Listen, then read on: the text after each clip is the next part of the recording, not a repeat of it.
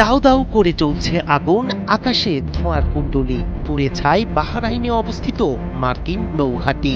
American সৈন্যদের নিজেদের বিলাসবহুল হোটেলে লুকিয়ে রেখেছিল বিশ্বাসঘাতক আরব আমিরাত ও বাহরাইন। তবে ইরানের তীক্ষ্ণ দৃষ্টি ফাঁকি দিতে পারেনি আমেরিকা, ইসরায়েল ও তার দোসররা। সবার আগে এসব ডেরায় আঘাত হেনে শত্রুর মনোবল ধসিয়ে দেয় তেহরান। একের পর এক ইরানি ব্যালিস্টিক মিসাইলের বিস্ফোরণে কেঁপে ওঠে আরব আমিরাতের আবুধাবি, কাতারের দোহা, বাহরাইনের মানামার বিলাসবহুল হোটেল। গোপনে এসব হোটেলে আশ্রয় নেয়া মার্কিন সৈন্যদের নিরাপদ ডেরা মুহূর্তেই পরিণত হয় টার্গেটে। খামেনির যোদ্ধাদের ছোড়া শক্তিশালী মিসাইল আর ড্রোন ছিন্ন ভিন্ন করে দিল সেই আড়াল। সাইরেনের শব্দে আতঙ্ক ছড়ালো পুরো অঞ্চলে। বার্তা একটাই, ইরানের নজর এড়িয়ে কেউ নিরাপদ নয়। মধ্যপ্রাচ্যের মানচিত্রে শুরু হয়েছে প্রতিশোধের নতুন অধ্যায়। খামেনি হত্যার প্রতিশোধে মত্ত ইরানি যোদ্ধাদের আঘাতে কাঁপছে গোটা মধ্যপ্রাচ্য। ইরানের নতুন দফার হামলায় সংযুক্ত আরব আমিরাত, কাতার, কুয়েত ও বাহরাইনে ছড়িয়ে পড়েছে চরম উত্তেজনা।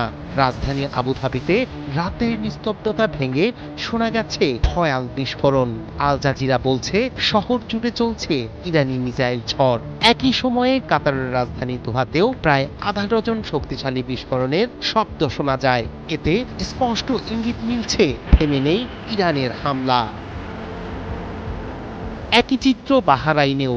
বিমান হামলার সতর্কতা জারি করে বাসিন্দাদের নিরাপদ স্থানে আশ্রয় নেয়ার আহ্বান জানিয়েছে দেশটির স্বরাষ্ট্র মন্ত্রণালয়। রাজধানী মানামাকে আশপাশের শহরের সঙ্গে যুক্ত শেখ খালিফা বিন সালমান সেতু বন্ধ করে দেয়া হয়েছে।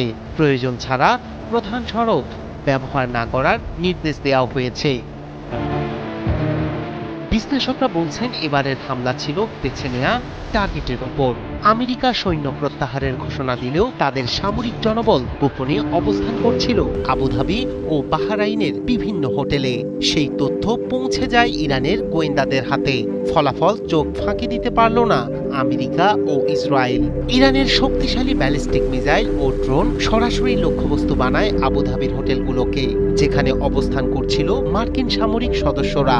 সূত্র বলছে আবুধাবিতে ইসরায়েলি নাগরিকদের উপস্থিতিও তুলনামূলক বেশি। উপসাগরীয় অঞ্চলের নিরাপত্তা বিশ্লেষকরা মনে করছেন এটি শুধু সামরিক হামলা নয়, বরং গোয়েন্দা সক্ষমতারও প্রদর্শন।